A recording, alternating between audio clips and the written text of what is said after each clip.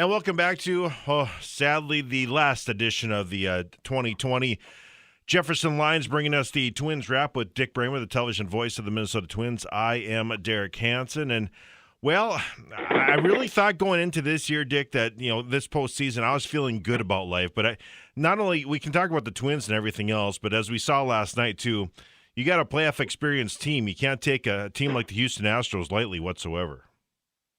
No, they've been battle-tested, obviously. You can question the manner in which they got to the World Series a couple Right. of times. But, and I think that showed up in the Twin Series where you got guys like Correa and Springer who've had much bigger at-bats than the ones Rosario and Kepler and the Twins players have had. And there's nothing you can do about that until you start winning playoff games and advance from round to round. And sadly, the Twins didn't get it done again this year. Yeah, it really is. I don't know if you can pinpoint anything. I always say to people that people get really mad and they will text into my shows or whatever saying, "How can you still be loyal? I mean, aren't you angry?" I say I don't really get too angry because normally I enjoy the journey, and maybe it's because they're the only team in my lifetime to give me 2 world championships and all that. and honestly, as a Minnesota sports fan, but I think this year frustrated me more, maybe because we only got a shortened season. And what ailed them was what was supposed to be their strength, their offense, and it just wasn't there. Yeah, it was a sequence of really bad at-bats. You go into these things, at least you should, with the idea they're going to be low-scoring games, right? And so you need to get a big hit. And let's, not forget, in the very first inning, Twins loaded the bases against Zach Greinke, and, Rosario hit, maybe the hardest ball the Twins hit in that 2-game series. And if it's a foot higher, it's over Gurriel's reach and into the right field corner for a 3-run double, and who knows what would have happened. I mean, there's certain things in baseball that you just can't control. Kirby Puckett used to say you can't aim the ball. Your job is to hit it hard, and Rosario did in that at-bat, but right at the first baseman. You look back and you referenced 87 and 91, and then you look back at the playoff series in those years and the World Series, and sometimes it's just fortune or fate that determines who's going to win a ball game. And, the only good thing, Derek, about, losing again this year is it's in some way made dispel the notion that it's, the Yankees, because, the A's did it in 2006. They swept the Twins, and the Astros in a 2-game, 2-out-of-3 format swept them this year. So maybe it's not the Yankees at all. Maybe it's just the Twins need to play better in the playoffs, which is, I think, what I've been saying all along. Yeah, well, I go back to 2006. That one, you're right, because I don't think the Yankees series has really frustrated me outside of the Joe Mauer double that should have been. But I'll never forget that Torrey Hunter going for the ball and then the inside the park home run really set the stage for that one. And like you said, just kind of a series. What stands out for me, too, you got a guy who's been so solid at shortstop in the Polanco era, kind of rushing the ball to second. It's just, if I had hair, I'd pull it all out. That play, unfortunately, decided game one. It was a scoreless game. The Astros got 3 unearned runs after that. And then, now this Twins team is, back on their heels for game 2 and, probably were, white knuckling some of the at-bats and all that. So, yeah, here's a guy who made 2 errors in 56 full games at shortstop for the Twins. And he kind of got caught in between, I guess. He was kind of backpedaling, fielding the hop. He's made that play, a couple hundred times in a Twins uniform, but that time he, hooked the throw, didn't give Arise much of a chance at all. And then, that would have ended the inning. That would have ended the threat. And the Twins, if they score in the bottom of the inning, they win game 1. And again, who knows? But you have to execute. You have to make plays. You have to, do the type of stuff that the Astros have done so far in the playoffs. And who knows? As I said on Twitter this morning, maybe it's destined that it's the Astros and the Yankees. And then in this year where we've had to improvise and have some creative rules and formats, maybe they can come up with one where they face each other in the ALCS and they both lose. Well, and think about it. Who wants revenge more, the Yankees or Dodgers, if they see the Astros, right? If it does come down to that they'll be fighting about who wants to pick away at the meat on that bone. And it's really distasteful the way some of the Astros players have handled their success in this postseason, as if, they somehow are are paying baseball back for being wronged in being caught cheating, when in fact they owe baseball a tremendous debt that can never be repaid for how they ended up winning their World Series. So if it is the Yankees and the Astros in the ALCS, I think I'll become a National League fan. Yeah, it really is one of those things too. You look at the situation with looking back on it, it's so frustrating for so many people, myself included, just to think about what tainted what I thought was a really good World Series too, with the Dodgers and Astros. Right? I'll never forget, that was a really good World Series, and then we just think about that now. If the Astros have to face the Dodgers, not that you would need any incentive to get up to play in a World Series, but my goodness, the Dodgers would be sky high, and they'd be doing all sorts of stuff. They'd be stealing bases up by 8 runs and scoring on sacrifice flies if they're up by 10 runs. It'd be interesting to watch for sure. Yeah, for sure. I want to get back to the Twins here. Taylor Rogers and Sergio Romo. It was, I think, if one thing was kind of disappointing too, their dominance at the end of 2019 just wasn't there at the end of 2020. Yeah, and it's really curious in the case of Taylor Rogers. Now, in Romo's case, hitters have learned, or should have learned, if they paid any attention at all over the last 7-8 years, you can sit on the slider, and it can come at a little bit of a different speed and have a little bit of a different tilt to it. But that's his go-to pitch. That's why we've seen, since he's come to the Twins, so many fastballs taken for strikes, in many cases strike 3, because the hitters, it's an 84-mile-per-hour fastball. They're not too concerned about that. They understand that in Romo's case, he's going to succeed or fail based on his slider. So I think what we saw was hitters sitting on that. In the case of Rogers, the analytics are that the spin rate, all the analytics that are used now to judge not just pitchers but pitches, they all registered similar to how they registered the year before when he was so effective. So it brings to mind to me, not that I know anything about this, but if that's all the same and the success rate wasn't there, you wonder whether somehow he wasn't tipping some pitches along the way. And unfortunately, we'll have a really long off season for Wes Johnson and the others to take a look at the video and see whether, in fact, there was a tell in Taylor's delivery somehow that they knew when the breaking ball was coming. I guess what surprised me, in 2019, we saw so many swing and miss breaking balls, and we didn't see so many of those in 2020. So again, kind of leads me to believe that somehow, some way, Taylor may have been tipping his pitches. Dick Bremer's with us. It's the Twins Wrap here, brought to you by Jefferson Lines, and unfortunately wrapping up the Twins season and just talking about postseason baseball in general. Kind of looking at who's leaving, who might go.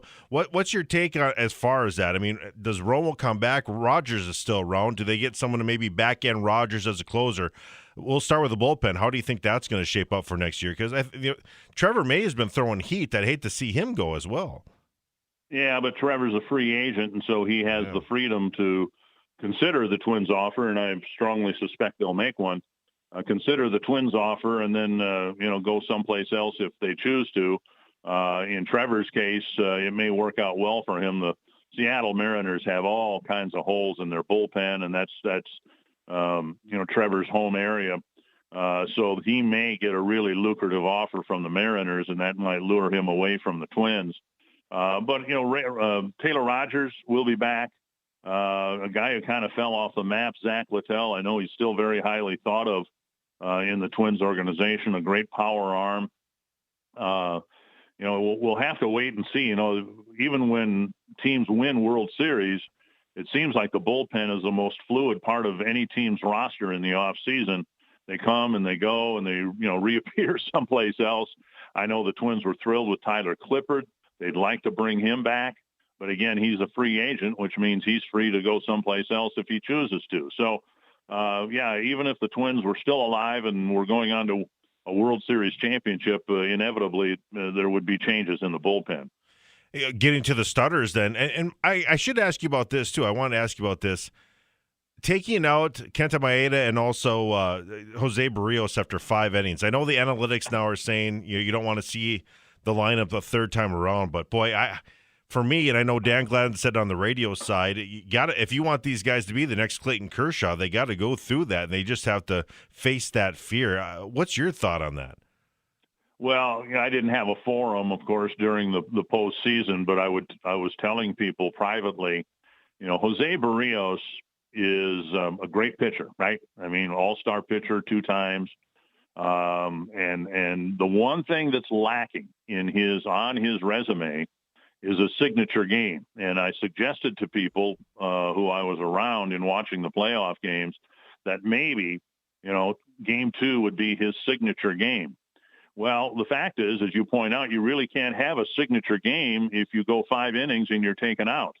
And it'd be one thing, too, if the Twins bullpen hadn't sprung a few leaks in the last couple of weeks of the regular season.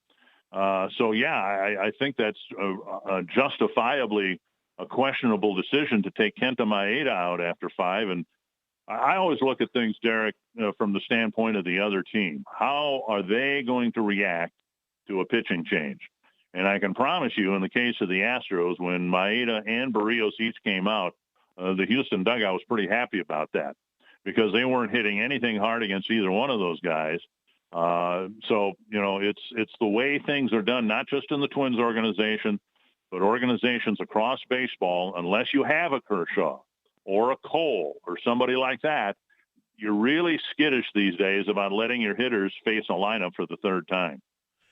I hate to see Jake Odorizzi go, but it's hard to believe that he might come back. And it's really too bad because he's such a good person, too. I was really hoping that it would work out for him. He bet on himself in 2020, and between COVID and his health, as far as physical health, it's a shame it didn't work out. Well, and I haven't given up hope that Jake will come back, only because I don't know what type of market there would be for him. He's 31, going to be 32 years old here. And it was, in every sense of the term, a lost season for Jake Odorizzi, with an assortment of injuries, not arm related, other than when he got hit by a line drive.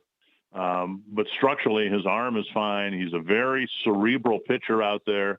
And I can see him signing another 1-year deal with the Twins.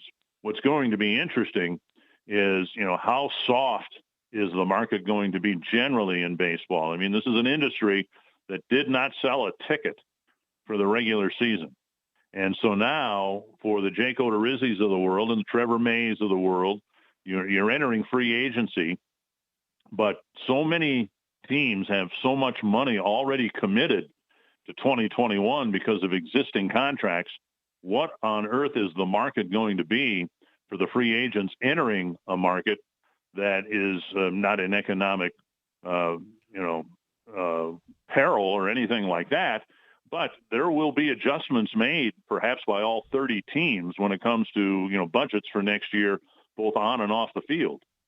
Yeah, no question. That's going to be interesting. As far as the offense is concerned, Nelson Cruz, he seems to like it in Minnesota. I hope that works out, because he's obviously a fan favorite, and you can't argue with his production. No, although I think if you looked at it objectively, he had a much better first 30 games than second 30 games. He had a little bit of a knee issue as well. But the fact of the matter is, he got the 2 biggest hits that the Twins got in the short postseason series, and looked like he was ready to really be productive if the Twins had been able to, get to the ALCS or the World Series beyond. What's interesting with Nelson is I think it's a really good fit. But at some point, baseball is going to need to decide whether they're going to bring back the designated hitter in both leagues again in 2021. The collective bargaining agreement expires after 2021, and it is assumed, perhaps incorrectly, but it is assumed that the DH will be adopted by both leagues in the next collective bargaining agreement. Well, that leaves next year. Now, what are you going to do for next year if you're a National League team? Your pitchers can't hit anyway, and they haven't hit for over a year. So now you're going to expect them to go out and try to have competitive at-bats. So if the National League decides, if baseball decides that the National League will have the DH again next year, well, suddenly now for Nelson Cruz, instead of 15 prospective suitors, there'll be 30. And so it would be in his best interest, I would think, to see whether, the Twins want him back as much as, say, the Chicago Cubs might want him. That's a very good point. Hopefully, there's one more year of the pitchers hitting in the National League, so the Twins only have to compete against 14 other teams. I never even thought of that. Holy cow! As far as the outfield, Kirilloff comes up, and then that makes me think: are we going to see an arbitration offer to Eddie Rosario? I don't know. It's going to be an expensive one, in the neighborhood of what, 10 million, something like that. And Eddie did not, project himself very well this year. Whether it was, getting tossed out needlessly in the second game of the playoffs, the base running mistakes, a lot of the mistakes we see from him, we saw as a rookie. Well, that's not a good sign because he's not a rookie and he's been around and he's supposed to be one of the veteran leaders of the team, but you see a lot of the same mistakes year in and year out. Good organizations make room for the Kirilloffs and Larnachs and Lewises. You just can't have stagnation. I always think back to Michael Restovich, who was a really good prospect for the Twins, and he stagnated at AAA for like 4 years, and he never really had an impact in the big leagues. And there's a lesson to be learned there. And it's hard to do, of course, after 2020 when the prospects didn't get a chance to play hardly at all, and certainly not in a competitive environment. But you don't want the Kirilloffs or the Larnachs or the Lewises or the pitching prospects as well to feel like they're stuck at a level because there's somebody above them at the major league level who is got more experience and has already proven to be a productive major league player. So in the case of Rosario, that's a really good case study. It'll be interesting to see what happens. Kepler is signed to a longer term deal, but it's by all accounts a team friendly deal, so that might make him more marketable if the Twins decide to make room for some of the younger prospects. Maybe Kepler's the guy to go.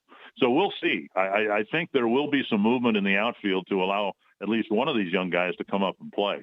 You mentioned, too, Kepler with his longer-term deal that he signed. I think Polanco was right around the same time. And you mentioned Royce Lewis, the up-and-coming superstar at shortstop. That's kind of one of those things, too, where Polanco is a really good player, and then you have this guy who's supposed to be the next big thing. How is that going to play out? Yeah, and then I think you can look behind the plate as well. Ryan Jeffers really distinguished himself both behind the plate and at the plate. And he's kind of a similar player to a Mitch Garver, who really, talk about Jake Odorizzi having a lost year. Same, too, for Mitch. Oh, yeah. So, you don't know whether as starved as most organizations are for catching, whether it would be one or the other coming back as the primary catcher for the Twins. There's a lot to be, looked at, investigated by the front office to see what direction they want to go. And that goes for the pitching staff, the position players, the outfield, the infield, and the catchers. As we wrap things up here, and I'm sure we'll do a lot of speculation about what the roster is going to look like as we get into what is really going to be a hot stove league, and hopefully things will have somewhat of a normal spring training and a season as we get into 2021. But your take on the final 8 here, how do you see this all playing out? Some pretty good matchups. I mean, I don't know if Major League Baseball and the TV networks necessarily want like the Marlins and Padres, but who knows? I mean, the Marlins have gotten hot right at the right time here, and certainly some interesting matchups, and the Yankees certainly made a statement yesterday. Well, there's a couple muscle cars in each bracket, right? You got the Dodgers in the National League side and the Yankees on the American League side, and they're both playing really, really well right now. So I'm sure the networks would love to see a Dodger-Yankee World Series. The way they're playing, I mean, they look really, really good. The Yankees were vulnerable for a while, and in mid-September, it looked like they might not even make the playoffs, but they're healthy now. And when they're healthy, they are who they typically are, and that is a really productive, destructive lineup with a pretty good pitching staff. And they got healthy at the right time. So on the American League side, I really have a hard time. Not that I want it to happen, mind you, but I have a hard time not looking at the Yankees as the favorite on the American League side. And I guess sentimental favorites aside, the Dodgers would be the clear favorite, I would think, on the National League side as well. 1981 all over again. That was my first big. Yeah. I mean, I was in third grade. I don't mean to age everyone here, but that's the one thing. My dad was always a Dodger fan, and I'll never forget that World Series. It was one of the better ones, that's for sure. You were in third grade, and I was in the third year of a 30-year mortgage. well, I remember a little bit of the Cards-Brewers series, to be honest with you, and actually Philadelphia and Kansas City. I watched that a little bit, but the one that really got me addicted to baseball was that series. So just it kind of brings back memories every time I think about the Dodgers and Yankees, as I'm sure it does for a lot of people. Well, it was a short ride, but it was a fun journey nonetheless. Certainly am going to be looking forward to seeing you coming up as we get ready for the next season, and hopefully better things are to come. The unfortunate thing, they'll be talking about, okay, regular season one thing, and so much focus will be on the postseason with this unfortunate record they have right now. But it's always fun to kind of talk about how this team is going to get constructed in the offseason. Well, Derek, I really enjoy these visits. I know the Twins have very devout fans in the Valley area, and I've really enjoyed this doing this with you the last couple of years. But we're all going to look forward to next year, and as the winter winds up here in the coming weeks and months, we'll all be looking forward to baseball. And the sad fact is that's a fun thing to look forward to baseball. But let's just hope that our nation is in better shape to put on a sports season and have a much better 2021 than we had in 2020 across the board, because so much of what's going to happen on the baseball diamond next year is going to be determined by how we are in relation to the pandemic. And I hope that we can get a chance to do this again next year, and I hope we can limit our discussions next year to baseball instead of some of the other topics we unfortunately had to discuss in 2020. Yeah, no question. I don't want to go through that again. Well, you mentioned labor peace, please, along with everything else, too. So that'll be another thing that goes along with it. And we'll wrap things up here talking about, hey, great Christmas gift would be Game Use, your new book. I know it's been selling well. I enjoyed your little vignettes with your reading on the Twins Radio Network here on KFGO. So what a great Christmas present for anybody who loves baseball. Doesn't matter who they are. Fathers, grandmothers, whatever it might be. Well, I've had people tell me that particularly when we got our delayed start to the season, that the book helped kind of bridge the gap. So for anybody who's interested, I really hope you enjoy it. It's basically a love story between me and the Minnesota Twins. So it was a fun project to work on, and I'm glad to hear that people have enjoyed reading it. Dick, thanks so much for your time. Again, I hope to do it again next year in 2021. I appreciate it. I do, too, love these visits with you. I know the audience does as well. And you have yourself a great rest of the year, and we'll see you again very soon. We'll hope that everybody winters well, and opening day is one day closer today than it was yesterday. Very good. Take care, my friend. All right, you too.